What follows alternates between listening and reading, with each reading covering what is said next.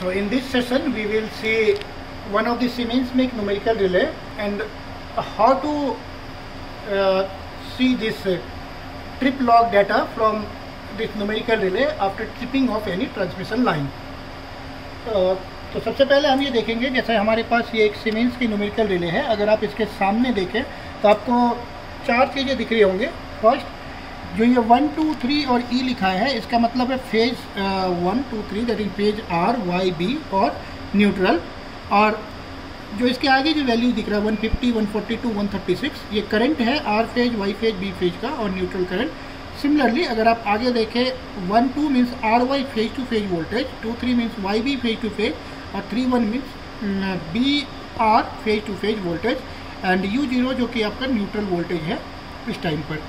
अगर हम इसमें एक स्टेप और आगे जाए, ये जो चार आपके पास बटन होते हैं अप, डाउन, राइट, लेफ्ट, इन बटन्स को यूज करके हम अप या डाउन कहीं भी जा सकते हैं। तो अगर हम एक बार इसमें नीचे आते हैं तो यहाँ पर आपको एक चीज़ दिख रहा होगा, power flow. S means total जो आपका पावर फ्लो है इस लाइन पर, जो कि MVA है, वो 56 MVA है। और P एक्टिव पावर है जो कि 54 मेगावाट है और रिएक्टिव पावर 10 MVAR है। इस समय ग्रिड फ्रीक्वेंसी 50.06 हर्ट्ज है और पावर फैक्टर इस लाइन के लिए 0.98 है।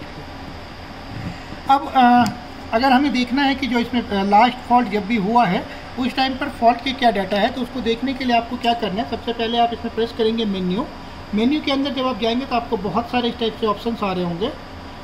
इन सभी ऑप्शन में से हमें एनिशिएशन में जाना है। आप राइट क्लिक करके उसके अंदर जा सकते हैं। राइट क्लिक करेंगे तो एनिशिएशन, फिर आप डाउन एरो का यूज करके ट्रिप लॉग पे आएंगे। राइट क्लिक अगेन तो ट्रिप लॉग। अब इसमें से जिस भी पर्टिकुलर डे का फॉल्ट है उसको अगर हमें देखना है तो सिंपली हम अगर लास्ट फॉल्ट देखना है तो बस राइट क्लिक करेंगे तो लास्ट फॉल्ट आ जाएगा। अब हमें जिस पर्टिकुलर फॉल्ट को देखना है उसके लिए हम नीचे आएंगे और जब हम राइट क्लिक करेंगे तो उस पर्टिकुलर डे का फॉल्ट आ रहा है। यहाँ पर आप देखेंगे तो ये है 30/4/2021 का 22:27 पर इस समय का पावर सिस्टम फॉल्ट आया था इस पर्टिकुलर लाइन में। और उस फॉल्ट के क्या डाटा है, कौन सा जोन ऑपरेट हुआ, कितना डिस्टेंस है, कितना करंट है, उसे देखने के लिए आप डाउन एरो का यूज़ करते हुए नीचे जाएंगे तो सबसे पहले आपको दिखेगा कि इसमें जो रिले पिकअप हुआ है वो L1 to E है, means R phase to ground fault पे पिकअप हुआ है। अब अगर आप आगे और नीचे जाएंगे तो आपको एक चीज़ दिखेगा कि रिले ने जो है single pole tripping command issue किया है R फेज को, और जो ये single phase tripping command issue हुआ है वो है जोन 1 में। तो दैट मीन्स ये पर्टिकुलर फॉल्ट के अंदर ये रिले जोन 1 सिंगल फेज में ट्रिप हुआ है और R phase to ground fault था। उस पर्टिकुलर केस में जब R phase to ground fault पर रिले ऑपरेट हुई है तो ये फॉल्ट करंट है IL1 means R phase fault current, जो कि 13.07 किलो एम्पियर है।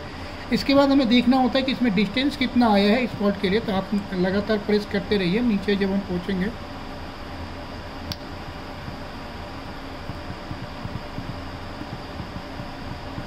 तो इस पॉइंट पर आपको दिखेगा ये डिस्टेंस है 6.8 किलोमीटर।